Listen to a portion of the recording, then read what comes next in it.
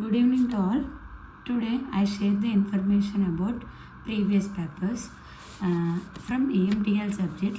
Last 2 years R23 regulation start అయ్యాక మీకు ఒక రెగ్యులర్ ఎగ్జామ్ జరిగింది అండ్ ఎట్ ఏ టైం ఒక సప్లిమెంటరీ ఎగ్జామ్ కూడా జరిగింది.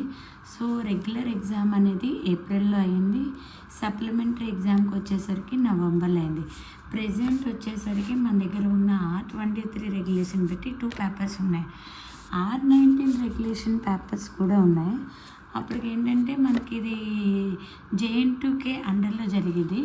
సో JN2K కాకినాడలో జరిగేది కాబట్టి R19 పేపర్స్ యొక్క స్ట్రక్చర్ కొంచెం డిఫరెంట్గా ఉండేది. బికాజ్ ఎలా అంటే దాని రెగ్యులేషన్ బట్టి యూనిట్స్ మారేవి, అంటే సేమ్ యూనిట్సే 5 యూనిట్స్. సో అలా మనకి ఏంటంటే యూనిట్ 4, 5 స్టార్టింగ్లో ఉండి 1, 2, 3 ఎండింగ్స్లో ఉండేవి.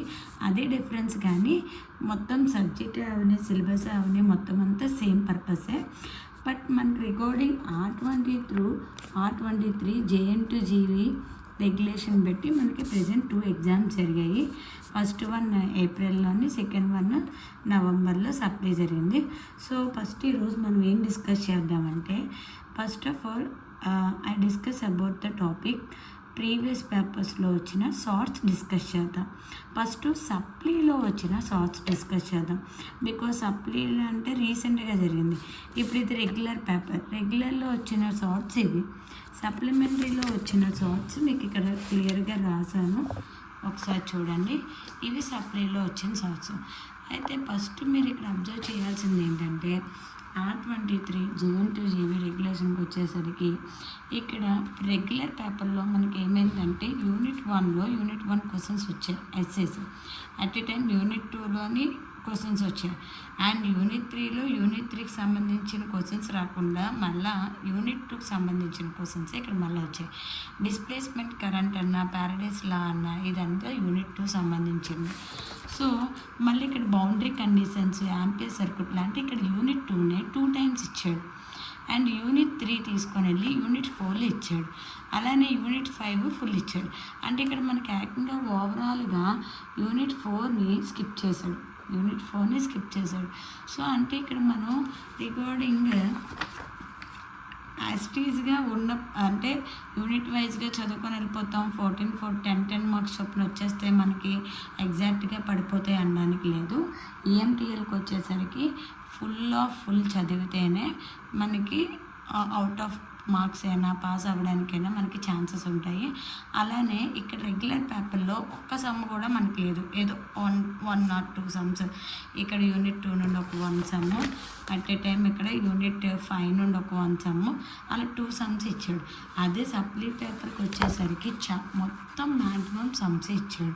అంటే యూనిట్ 1 నుండి సమ్ ఇచ్చాడు, 2 నుండి ఇచ్చాడు, 3 నుండి ఇచ్చాడు, 4 నుండి ఇచ్చాడు. సో అంటే ఇక్కడ సమ్స్ కూడా కంపల్సరీగా ఈ యూనిట్ నుండి సమ్ వస్తుంది, యూనిట్ నుండి సమ్ రాదని చెప్పడానికి ఉండదు. అలానే ఇక్కడ మీకు క్లియర్గా రెండాటికి డిఫరెన్స్ చూపిస్తాను.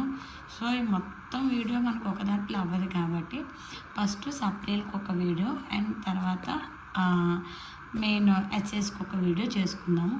ఇక్కడ R23 రెగ్యులేషన్లో మెయిన్ రెగ్యులర్ ఎగ్జామ్కి వచ్చేసరికి షార్ట్స్ కొంచెం బాగానే ఇచ్చాడు. Define, derive, write the boundary conditions, define magnetic flux density, Maxwell's equations, transfer EMF, Brewster angle, Poynting theorem, అలా మనకి ఇక్కడ ఇచ్చాడు. అండ్ మైక్రోస్ట్రిప్ లైన్ అని ఇచ్చాడు. అంటే ఇక్కడ మనకి EMTLలో వచ్చిన అప్లికేషన్స్ నుంచి కూడా చార్ట్స్ అడిగే ఛాన్సెస్ ఉంటాయి. సో మనకి అప్లికేషన్ అంటే ఒక మైక్రోస్ట్రిప్ లైన్ అనేది ఒక ట్రాన్స్మిషన్ లైన్లో ఒక అప్లికేషన్, దాన్ని కూడా మనకి ఇక్కడ ఒక ఎస్ఏ కింద, ఒక షార్ట్ కింద అడిగాడు. సో అలాగా మనకి ఇక్కడ యూనిట్ R23లో రెగ్యులర్ ఎగ్జామ్ నుండి షార్ట్స్ ఒక డిఫరెంట్ షార్ట్స్గా వచ్చాయి. ఇదే సప్లిమెంటరీ ఎగ్జామ్లో మీరు చూసుంటే క్లియర్గా మొత్తం ఒకే ప్యాటర్న్ ఫాలో అయ్యాడు. అంటే డిఫైన్, డెరైవ్, లేకపోతే డెఫినేషను, లేకపోతే హౌ టు ఫైండ్, లేకపోతే ఒక సమ్ అవ్వడము, లేకపోతే కండిషన్స్ రాయమని అడగడము, అలా కాకుండా మొత్తం పేపర్ అంతా ఒకే స్ట్రక్చర్ ఫాలో అయ్యాడు. Derive units, permeability, electric flux density, derive units, permeability, magnetic flux density, derive unit vector and scalar, derive magnetic flux density, derive units, define surface impedance and derive units. And next అలానే మనకి ఇక్కడ ఏంటి derive units for propagation, derive units and derive the relation of VSWR, reflection coefficient and transmission lines. అంటే ఇచ్చిన 10 sorts కూడా యూనిట్స్ని derive చేయమని ఇచ్చాడు. అంటే మనకి ఇక్కడికి వచ్చేసరికి మీకు ఏం క్లియర్గా అర్థం అవ్వాలంటే మనం కంపల్సరీగా ఈఎంటీఎల్లో ఈ టాపిక్ వదిలేయవచ్చు, ఈ టాపిక్ చదవచ్చు, ఈ టాపిక్ చదివితే అయిపోద్ది, ఈ టాపిక్ చదివితే అవ్వదు అనడానికి ఏం లేదు. ఏదో అన్ని సబ్జెక్టులాగా ఒక 3 యూనిట్లు చదివేసాము పాస్ అయిపోతాము వెళ్ళిపోవచ్చు అని హోప్స్ పెట్టుకోవద్దు. మొత్తాన్ని క్లియర్ చేయండి. ఎందుకంటే వాడు ఎటు నుండి ఏది అడుగుతాడో మనం ఎక్స్పెక్ట్ చేయలేము. పేపర్ మొత్తంలో డెరైవ్ యూనిట్స్ ఇస్తే కనీసం ఒక డెఫినేషన్ ఫామ్ కానీ లేకపోతే ఇంకా కండిషన్స్ కానీ అలా ఏం ఇవ్వకుండా మొత్తం డెరైవ్ యూనిట్స్ ఇచ్చాడు సార్ట్స్. సో అందుకే అంటే ఈఎంటీఎల్లో యూనిట్స్ కూడా చాలా మేజర్ రోల్ పాటిస్తున్నాయని అర్థం. సో బికాజ్ ఎందుకంటే మొత్తం ఒక పేపర్ అంతా 10 క్వశ్చన్స్ యూనిట్స్ మీదే బేస్ అయి ఉంది. సో అందుకే మీరు యూనిట్స్ మీద కూడా కాన్సన్ట్రేషన్ పెట్టాలి. సో అందుకే ఒక 2 పేపర్స్ కూడా కంప్లీట్గా మీరు ప్రిపేర్ అయ్యారనుకో మీకు ఈజీగా ఉంటుంది. సో ఫస్ట్ నేను R23 JN2 GV supply paper explain చేస్తాను. అది వీడియో మీకు అప్లోడ్ చేస్తాను.